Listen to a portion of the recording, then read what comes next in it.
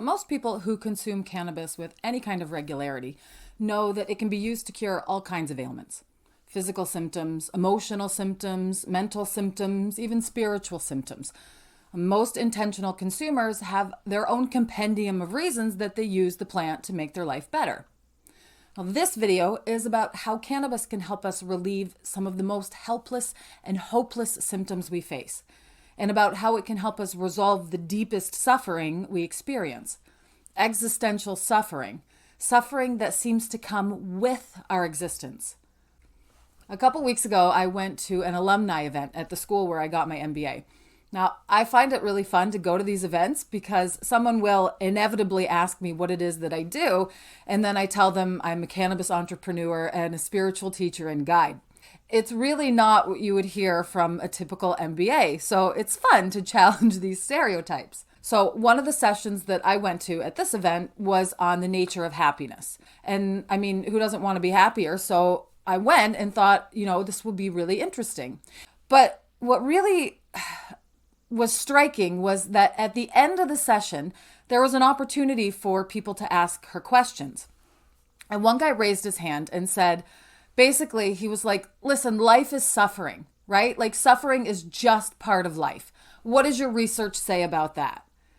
In that moment, I was so taken aback that somebody had that perspective, that worldview, and that I looked around the room at all these people who were successful business people, and they were all nodding. They were agreeing with him that yes, life is suffering, right? My first thought was these people really need to smoke some weed because this is not what life is about. But then I thought about it for the rest of the day. And I thought about how someone's life would lead them to believe that suffering is just part of the fabric of existence.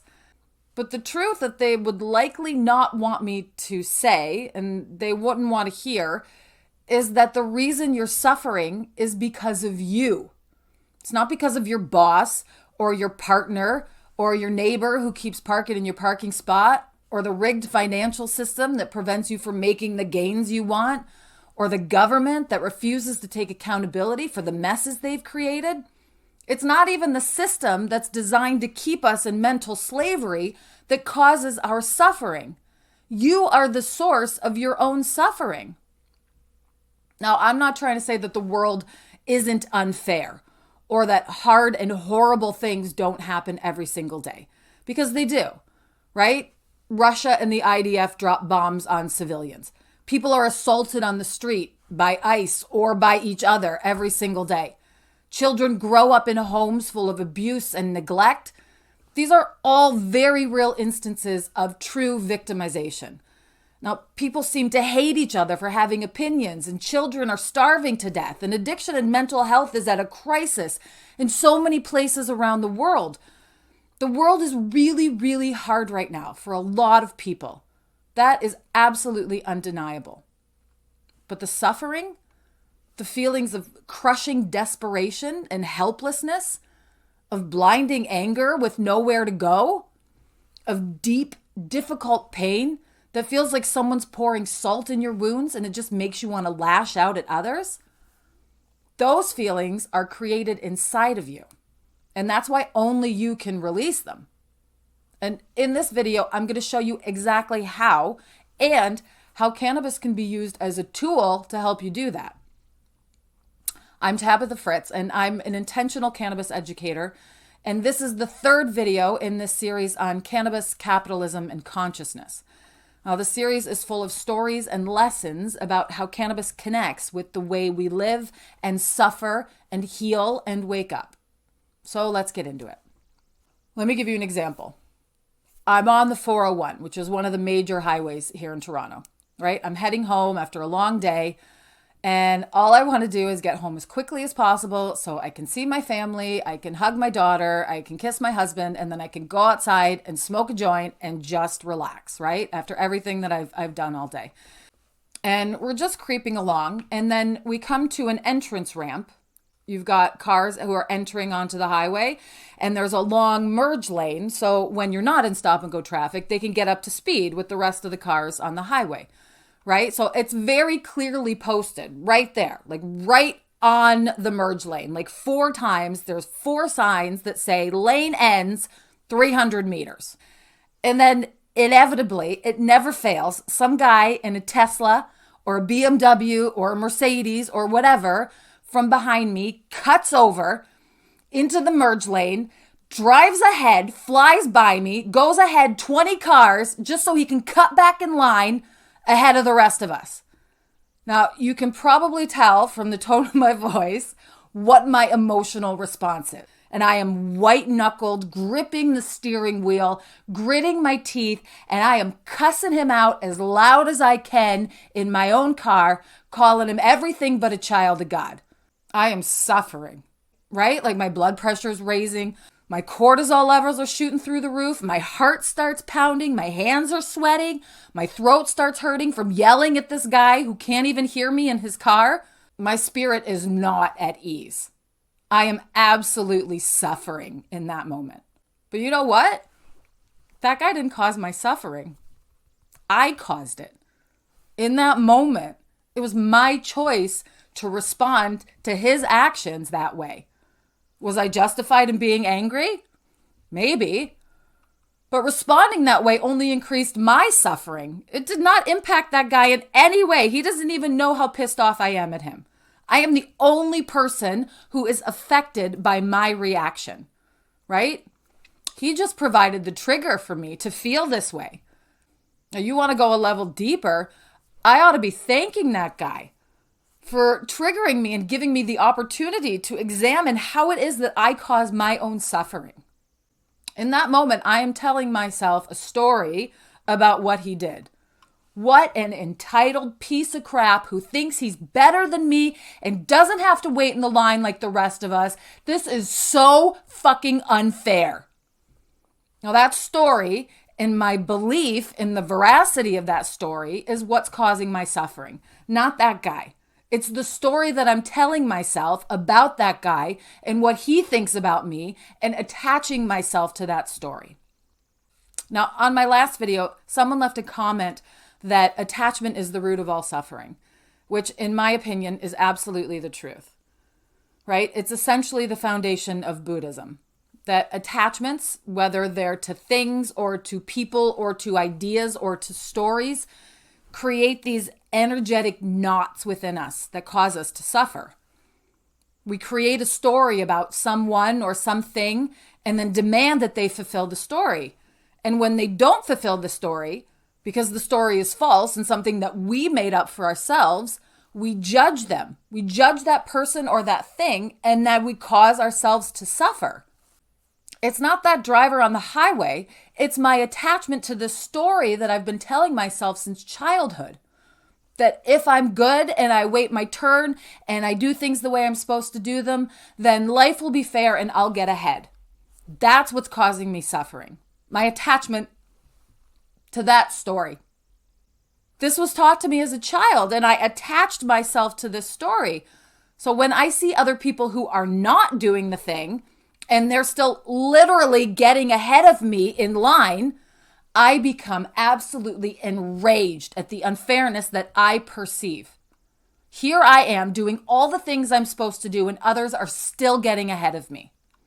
But when I let those feelings pass, when I let it go and take a step back and examine it, I can really start to see the false beliefs and the narrative that I've created for myself underneath all that anger.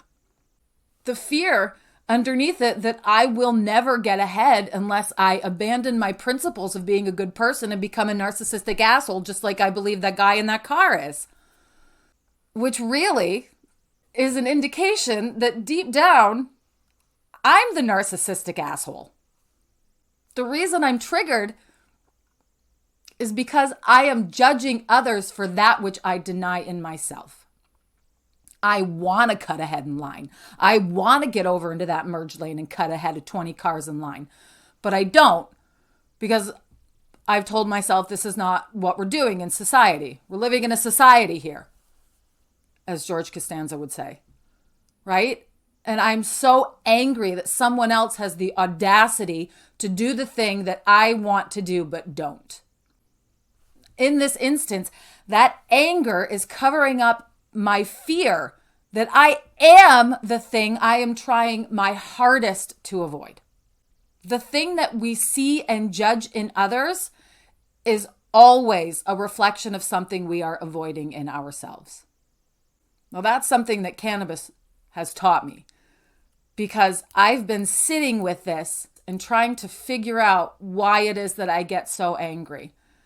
And cannabis is one of my best tools for this kind of reflection, because it changes my perspective, helps me get rid of my anger in the moment so that I can see what's underneath it.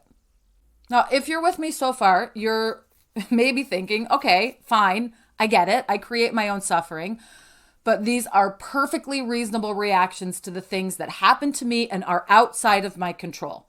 What is she asking me to do? Stop feeling, for crying out loud? No, I would never want you to stop feeling. Quite the opposite, in fact. I want you to feel even more. And see if you can find the real fear of not having enough or of not being enough that lies somewhere underneath your suffering. Because when you keep feeling those fears, but you don't acknowledge them or you don't name them out loud, you keep unconsciously reinforcing them. You keep saying them over and over again to yourself underneath your metaphorical breath or maybe your literal breath. And when you do that enough, you become attached to them. They become your beliefs. They create your suffering, because your beliefs turn into your thoughts, and your thoughts create the choices that you make, and your choices drive your behaviors, and your behaviors are what create your entire experience. So if my belief is that people always try to get ahead of me, or if I follow the rules, then life will be fair, then every time someone cuts me off, I'm going to see it as proof of that belief. It will reinforce that belief, and I will lose my mind, and I will spiral into this rage hole where I can't do or see or think or feel anything other than my own suffering. But on the other hand, if I actually address my fears and figure out where they're coming from, that place within me that is worried that I'm never going to be good enough, then I can choose to release them and choose a different way of seeing the world. I can hold a different belief. Other people's actions don't define my peace. The belief that says, I am okay even if someone cuts ahead of me in line and it takes me an extra 30 seconds to get home. Or a new belief that says, look, I am free to hold my own light, regardless of what other people do or how other people act, because I am a sovereign being who chooses her state of mind. And then once I do that, the same event rolls right off my back. It's a lot easier to deal with. I'm able to take a deep breath and let it go with grace instead of gritting my teeth. It's not that guy who changed. People are still going to cut me off on the 401. It's not the world that changes. It's the story I'm telling myself about the world that is changing. Now, there's a really cool diagram, and I'll put it on the screen, by a researcher named David Hawkins. And when we talk about good vibes or bad vibes, like this person has such good vibes, we're literally talking about their vibration, what frequency they're vibrating at. Now, some people have a really high vibration, right? They're the folks who are super chill and they're happy generally, or peaceful. They're unbothered. They're really wise. And we love to be around them because they help to raise our vibe too. They literally raise our vibration to be around them. But other people have a low vibration, right? They're bitter, or they're angry, or they're full of shame. And those people, in an effort to feel better, often project that experience onto others. They feel low, and so they want to make other people feel low too. They do their best to bring your vibration down to match theirs. Those people can be really tough to be around. When we're vibrating at a lower frequency, it seems like things are happening to us, right? We feel victimized by life and by others. But as we move up the scale And as our consciousness expands and we begin to embody more love, right? We have a higher vibration and we start to take more accountability for our own life. We recognize that despite what happens outside of us, the way we respond is our choice to make. The way we feel is our own doing. And if we feel bad, it's our own mess to untangle. It's nobody else's responsibility. And eventually we stop fighting the current of life and then we just surrender to the flow. And we say, okay, I'm just going to go with it. And I realize that things are no longer happening to me, but they are actually happening for me, right? Things that seem terrible and bad are happening for me. Where's the lesson that I can learn in this? That guy just cut me off and it pissed me off so badly. What's the lesson that I can learn from this, right? How is this happening for me instead of to me? And then I guess one of the goals is to reach like the level of full enlightenment where you realize that we're all one, right? We're all God here. And in fact, there is no other who's making anything happen. We're doing it to ourselves. I am the guy in the Tesla who cut me off because I knew I needed to have a moment where I could have a realization about what I'm allowing him to make me feel, right? In fact, I created the circumstances I'm in right now. It is full accountability for your own situation and feelings and emotions and behavior. And so what this ultimately means is that suffering is just a perspective. It's just a way of looking at things. It's a situation in which I'm saying something is happening to me and I am feeling some kind of way about it, right? Which means that not suffering is also a perspective shift. And cannabis, I have found, is one of the most profound and helpful tools to create a container and a safe space for us to find a way to have that perspective shift. It actually helps to change our perspective and it creates a space for us to examine the whole experience in so that we can figure it out for ourselves. It allows us to go into the roots of our own suffering so that we can discover what's feeding that suffering, where it's getting its nutrition from, how it is that we are keeping it alive.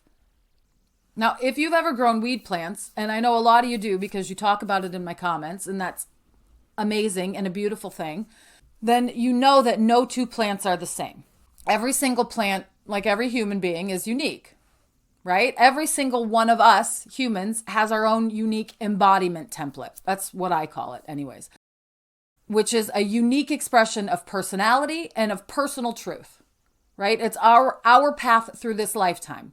You cannot compare your path or your perspective to anyone else's. And you shouldn't. This is the real reason that comparison is the thief of joy, as they say. Because comparing your experience to another person's and then feeling less than because it's different, because your experience is not the same as someone else's, is just a symptom of living in a world that programs us into the mental slavery that we must emancipate ourselves from. It's an attachment to someone else's story instead of uncovering our own story and figuring out our own path. Think of a huge field of cannabis plants, right? Like I want you to imagine a field of cannabis plants that stretches as far as your eye can see.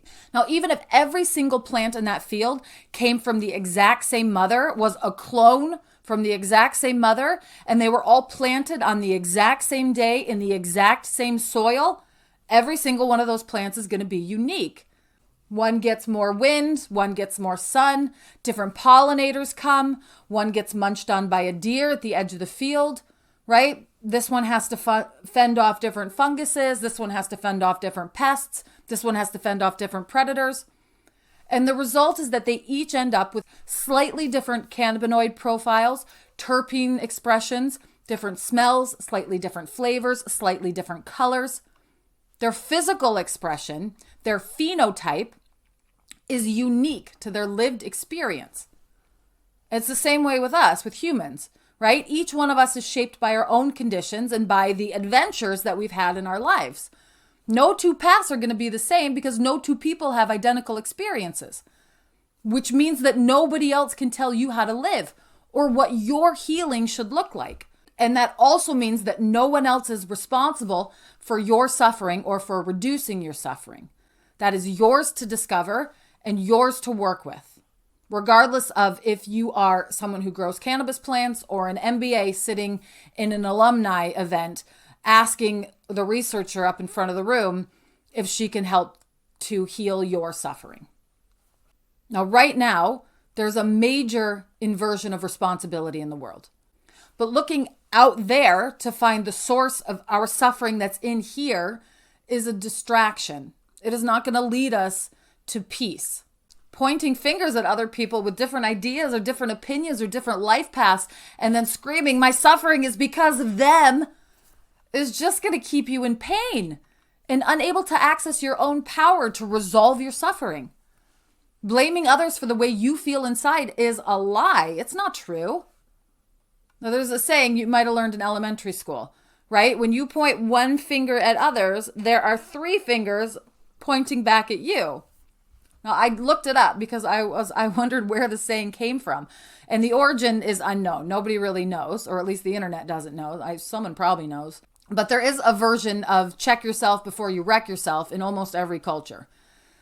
Buddhism's Dhammapada tells us it's easy to see the faults of others, hard to see one's own. Being quick to blame others for our own suffering is a commonality among people on this earth, regardless of culture or religion. And the wise teachers in those same cultures remind us of the truth that most of us learned in kindergarten. Worry about yourself before you worry about anyone else. And you've got enough to worry about with that. Yes, the world is a mess. Yes, the systems are unfair. But the moment you make your suffering someone else's responsibility, you've given your power away. The real work lies in turning inward. You can't outsource your healing. Nobody else can do it for you. It has to come from within. The real work demands that we perform a fearless moral inventory and ask ourselves, what belief is creating this pain that I'm experiencing? What story am I attaching to this moment? And how can I let it go? That is exactly where cannabis enters the picture. When it is used intentionally as a way of changing your perspective for the purpose of examining your thoughts and beliefs, it provides a soft and warm container for introspection and self-healing. Cannabis creates a space for you to do the real work. It forges an inner path towards emotional honesty and personal freedom, one that is completely unique for you and your journey. That spiritual medicine that cannabis offers is like a wise guide that puts their arm around your shoulder and holds a mirror up to your face. That's the magic of cannabis. It doesn't do the work for you, but it does create a welcoming invitation and a space for you to do the work for yourself. So the next time you feel yourself spiraling out of control, whether it's road rage or you're having a fight with your partner or you're feeling super frustrated at your boss or your job, stop and ask yourself, what belief is underneath this feeling? And what fear is underneath that? And then maybe go smoke a joint or have a dab or eat an edible and ask yourself, how am I choosing this suffering? And how can I change my perspective on this experience and figure out how this is happening for me instead of to me? Because no one else can fix it for you. No one else can dictate your path for you. Only you can untangle your suffering and step into true peace and emotional freedom. Right? That's the invitation that cannabis offers. Stop outsourcing your peace and choose to start living it from inside you. Now, this video is the third one in this series on cannabis consciousness and capitalism. In the fourth video, I am going to tell you about how my experience at a 10-day silent meditation retreat, where I had to consume no cannabis at all, really led me to stop covering up my pain, stop covering up my suffering, and really begin to explore it for myself. If you're not subscribed yet, subscribe to the channel. Hit alerts or notifications so that you don't miss it. And if you found some value in this video, if it made you think, if it challenged you, give it a thumbs up, give it a like. It helps the channel. Feel free to share it with somebody else who you think would get some benefit out of it as well. Let's not suffer any more than we absolutely have to. The world's already hard enough. Let's make it easier on ourselves and easier on each other. Go smoke some weed. Go think about the things that I've talked about in this video. And I'll see you in the next one.